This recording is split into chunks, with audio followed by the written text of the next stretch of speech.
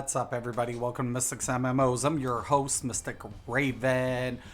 All right, guys, here it is, the build. I hope you guys enjoyed the opening video. I had to post it.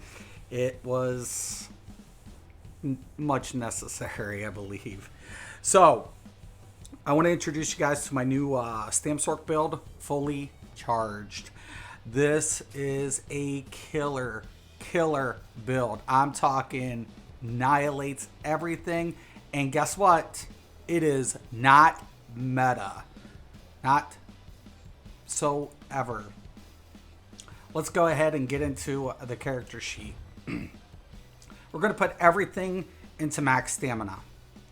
We're going to use Dubious Kimura Throne.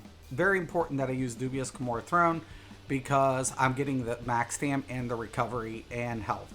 Okay, it's about to drop. Let me go ahead and reapply that for the purpose of the video. Okay, we're going to be using the Lever Mundus, right? Very important, so we can get that penetrating value.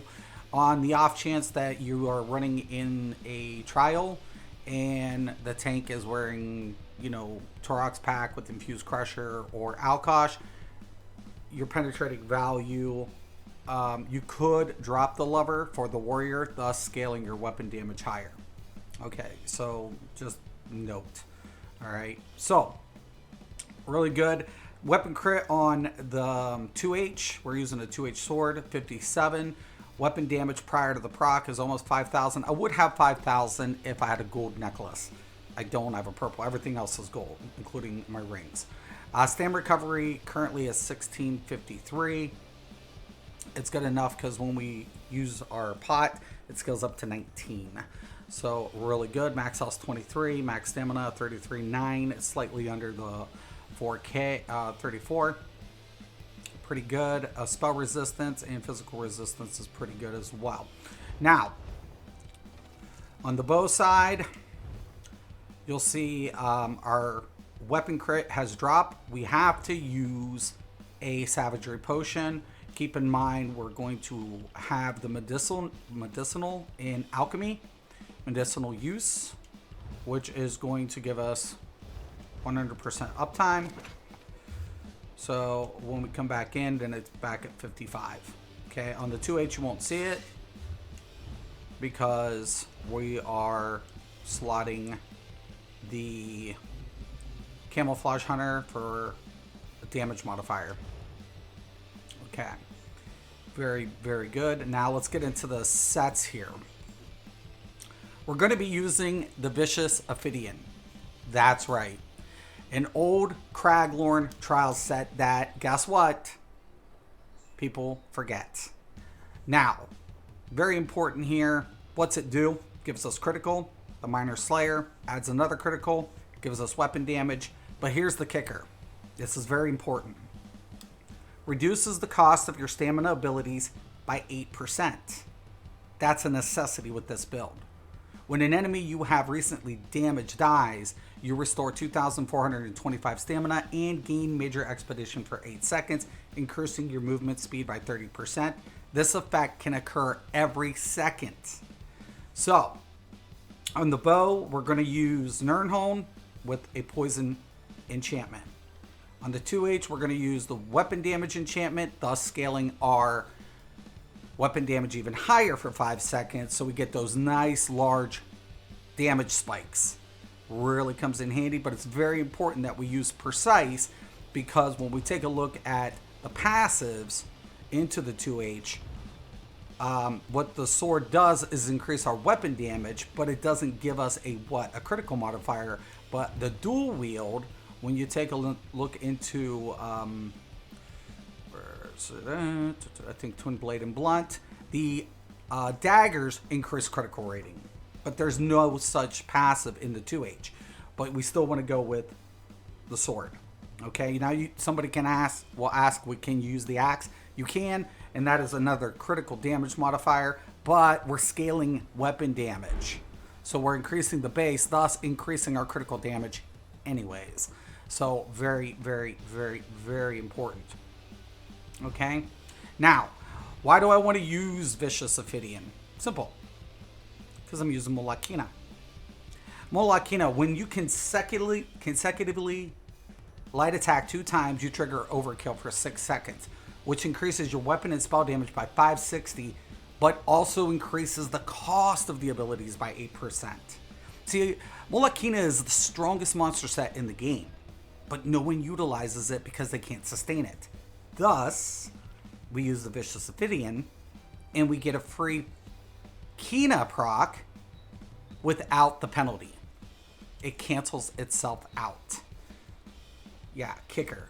So, I showed you my weapon damage, but let's go with our buff. Do 2 light attacks. Go back in. Now we're at 6,605.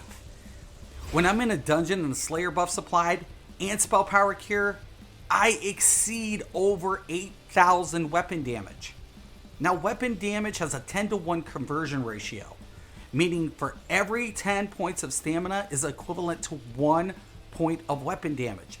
Thus, we are exceeding our stamina modifier and dealing significantly more damage due to that factor.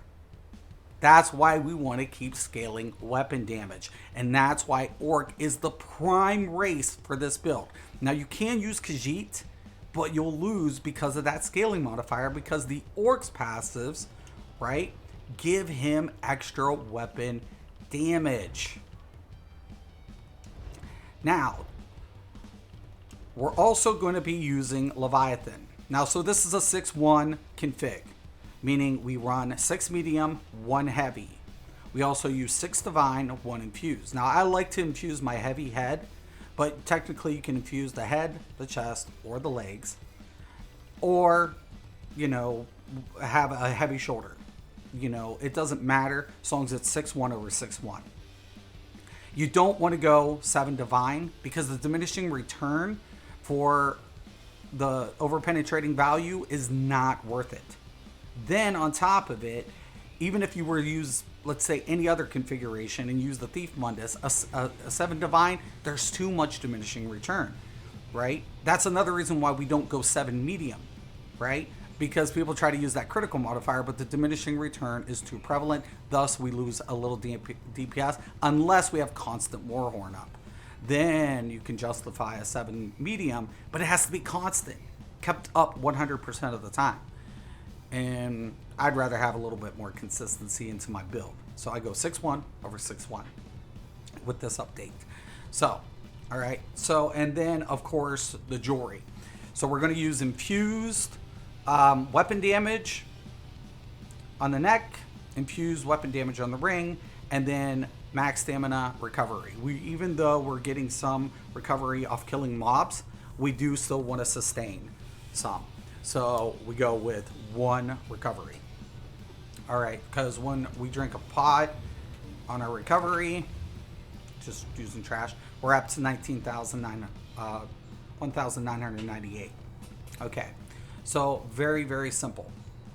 Now, let's go ahead and get into the skills. On the bow side, no brainer for any Stam-Sorc critical surge. Invoke Meridian's name to gain major brutality and sorcery, increasing weapon and spell damage by 20% for 33 seconds. Notice its percentage modifier. That's why we want our base value to be as high as possible. While activating, dealing critical damage heals us for 3,300 health. This effect can occur every second. And of course, with the Orc's ability or passive, we get a double dip of healing with Unflinching Rage. When you deal damage, you heal for 2,125 health. This can occur every 4 seconds. Okay. Really, really nice. Poison Injector, dot duration, 10 seconds. Endless Hail, 12 seconds. Razor Caltrops, of course, we got a 10-second on that. And then, of course, Hurricane, 15 seconds. So we want to go ahead, prime up, lay down all of our durated effects. Now, notice I have the Summon Astronaut. Very important why I'm utilizing that on the bar, because when we take a look at the Sorc passives in the Storm Calling under the Expert Mage, we're getting, guess what? Yes, another scaled percentage value off of what? Our weapon damage. So we want to utilize that as well. Okay, very, very, very, very, very important. Now you'll notice on this side I only got 2% versus the 6%. Why is that? Because we're scaling our weapon damage on the 2H side from the Fighter's Guild. And that is why we slot Camouflage Hunter, because the Slayer passive increases, guess what? Our weapon damage by another percentage value, which is 9%. This is why I'm able to exceed over 8,000 weapon damage. It is insane. It is nuts. And if you saw in the video in the opening, before the Spell Power Cure buff in the Prime, I was already sitting at 7,200. Nuts. Nuts. Okay. So, abilities. Barb Trap. Brawler is going to be our spammable. Hits like a freight train. Bound Armaments. Now, it's very important that we prime this ability. Now, I utilize this, so I will hit it, and then, you know, when I'm weaving up, I can reactivate this ability, thus dealing a single target damage of 4,016 physical damage every 6 seconds. Really, really good. And while it's slotted, it increases what? Our max stam by an additional 8%. So when you take a look at our bow side, our max stam is only at 31. But when we go into the 2H, now we're at 33, thus doing what? Increasing our damage on the 2H side. All right. Now, also, we're going to have that lovely Executioner as our finisher, Camouflage Hunter, and, of course, the Flawless Dawnbreaker, which, may I add, gives us an additional 300 weapon damage for 20 seconds when we utilize it, thus scaling our weapon damage even further, pushing us up to almost 8,500. It's nuts. And then if we get Minor Brutality, we're over 9,000 weapon damage with all the percentage scaling.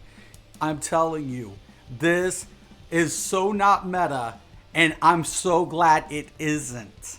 All right.